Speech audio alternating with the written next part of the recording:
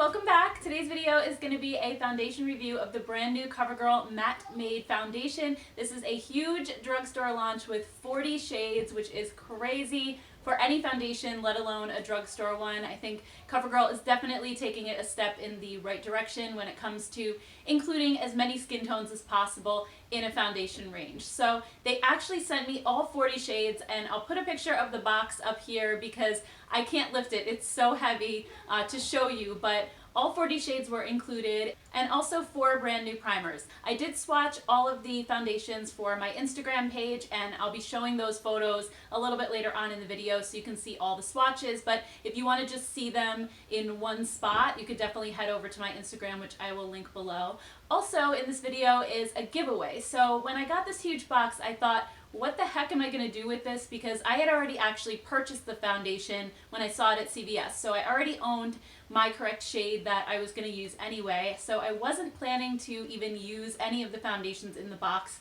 for myself. So then I swatched them all, and I thought, well, if they're used, I can't exactly donate them to any of my local women's shelters because they won't take used makeup. And I know there are some websites that will take slightly used makeup. However, to ship a box that's this large and this heavy would be a lot of extra fees on top of the shipping costs, and the cheapest option that I found was around $60 to ship it. So I sort of had this idea that maybe I could give them away to you guys. And I did actually poll my Instagram family ahead of doing this and ask them if they'd be okay with getting a used foundation. I mean, it's really only one pump that's missing from each bottle, and they're pumps. They're not, you know, anything that I would have touched with my hands, so it's still sanitary, and you still have almost the entire bottle to use, really the whole bottle. I mean, there's hardly anything missing, and almost everybody, I think it was like 91-92%, said no, they didn't mind at all. So I'm giving them away for you guys, and what I'm going to do is 4 giveaways. One for all the light shades, one for the medium shades, one for the tan, and one for the deep. So just enter whichever giveaway corresponds to your general skin tone, and then you'll get 10 full shades to play with and choose your own personal shades. So moving on to the review, let me just read you some of the claims of the foundation. They gave me a little booklet that talks about the formula. It says that Covergirl set out to create a foundation that works for all skin types, so we listened to you and were inspired to create True Blend Matte Made. Inclusive of all skin needs, True Blend Matte Made minimizes pores, controls shine, feels comfortable on your skin, and stays put for up to 12 hours. There are 4 shade ranges numbered from light to deep, light, medium, tan, and deep. Warm, cool, and neutral undertone callouts help you find your perfect match. I just want to add to that it doesn't actually say on the bottle whether anything is warm, cool, or neutral, so I'm not sure what they mean by callouts because I haven't seen that anywhere on the packaging.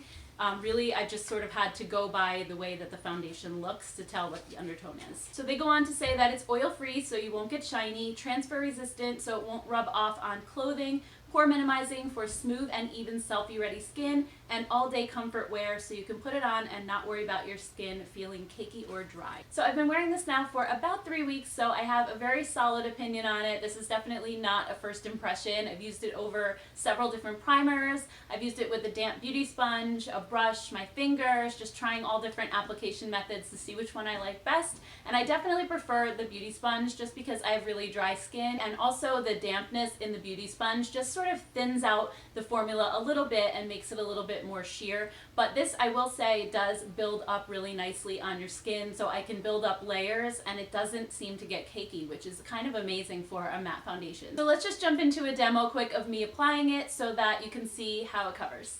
Okay, so we are zoomed in, hair's back, and I've already applied the True Blend Base Business Skin Smoothing Primer, and this is one of 4 new primers that Covergirl has. This is the skin smoothing version, but they also have a pore minimizing one, an illuminating one, and then one that's green and is supposed to be color correcting, I guess, for redness. So I really enjoy this one though. It reminds me a lot of the NYX Angel Veil or the Hourglass Veil Primer. It's a little bit of a lighter weight, very silky primer that's not super heavy, which I tend to go for more in the summertime. So I really do enjoy this one. So I'm going to go ahead and apply the shade L60. This one has more of a cooler pink undertone, which is what I have in my skin. So I really think that this is a good color match for me. So let's just go ahead and apply this one. I'm actually using the Flower Beauty blending sponge. It's already been dampened, and I have applied this foundation with a brush as well as with my fingers, just trying all different options. And you do get a little bit more coverage with the brush, but it's definitely buildable with the sponge. And I just find that a damp sponge really helps it to go into my skin a little bit more, and it's also a little bit more hydrating on my super dry skin since this is a matte foundation. So let's just go ahead and start applying. It has a nice liquid texture, and honestly I haven't been too much of a fan of Covergirl's foundations in the past. I did like the original True Blend, but that was about it. All the rest kind of seemed a little bit too dry and powdery. This one I think blends really, really nicely on the skin, and it has really good coverage too. I would say it's solid medium, but you can build it up as well pretty easily.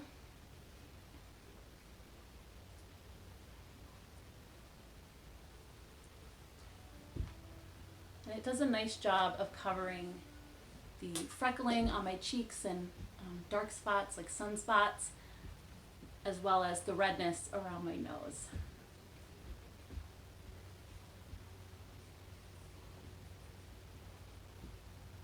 I do think this is a really good color match because there's not a whole lot of difference here between my face and my neck. Just adding a little bit more to my chin because there's redness still poking through. Does anybody else, by the way, have like this texture on their chin that looks like an orange peel? I've had that my whole life, and I don't know, I always see people with like really smooth chins, and I don't know why mine is like that, but it seems to be an inherited thing because I've had that ever since I was a teenager. I had like this weird, like bumpy, like an orange peel basically, texture on my skin. I'm just wondering like who else has that, and if you've ever figured out a way to get rid of that and smooth it out. I would definitely be interested to know. Okay, so on camera it's actually looking pretty flawless, I have to say, but what I'm going to do is go outside now and take some photos because I think, you know, most of us are not going to be putting this on just to sit in front of a camera. We're going to be going out in the real world with it, so I'm interested to see what this would actually look like in person because I think that's probably the most important test, at least for me. I really want to see like how it's sitting on my skin, whether it looks like a mask, and whether it's settling into pores and fine lines. And also, it dried down super fast. I feel like I wouldn't have to set this at all, and I could just go ahead and apply a bronzer or powder blush right to my face, and it would be fine without using any kind of a setting balm or setting powder. If you're oily, I don't know how that would work with you, but at least for my dry skin, just seemed to kind of suck this right in and dried very nicely, so I'm happy about that. It kind of saves me a step. So I'm going to insert some pictures now of what it looked like, and then I'll come back and finish the review. So in the photos you can see that this does not look cakey on my skin at all. I'm so surprised because matte foundations usually glom onto every single dry patch that I have, and this one actually sits really nicely on the skin. My only complaint though is that it does tend to make my skin look a little bit dehydrated. Even if it started out really moisturized and plumped, you can kind of see in this photo here, when I smile you can see dehydration lines along my cheek area, which normally you would not see, especially if I was wearing something a little bit more hydrating. The under eye lines are another story, but on my cheek specifically, it just looks really dry, so I don't enjoy that about it. I think in that regard, this may not be the best formula for dry skin, even though it doesn't cling to dry patches.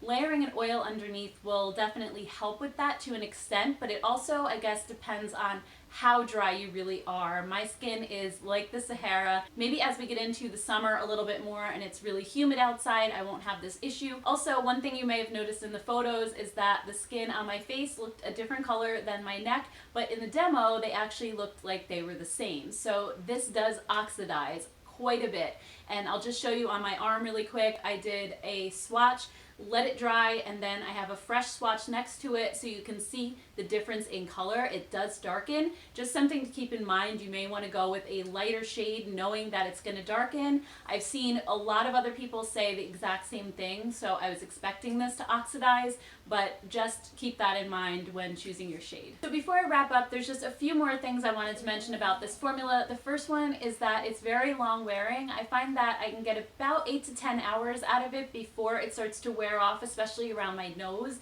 The redness always wants to peek through with most foundations, and this one actually stays put, which I love about it. The other thing is sort of a weird thing, but I noticed that there are some little like white dots in the formula that almost feel gritty, like little grains of sand, and I don't always notice it when I'm using it, but every once in a while I'll be applying it and I just feel these little things on my cheeks and I have to like brush them away. So I don't know what that is, if it's like maybe some powders that are suspended in it that aren't quite mixed in all the way. So I just wanted to put that out there. I have seen other reviewers say the same thing, so it's not really that big of a deal at the end of the day, but just thought I would mention it. So now let me just insert some swatches so you can see what all the shades look like. We have the light shades in this photo. You can see all 10 shades in the cool, medium, and warm undertones.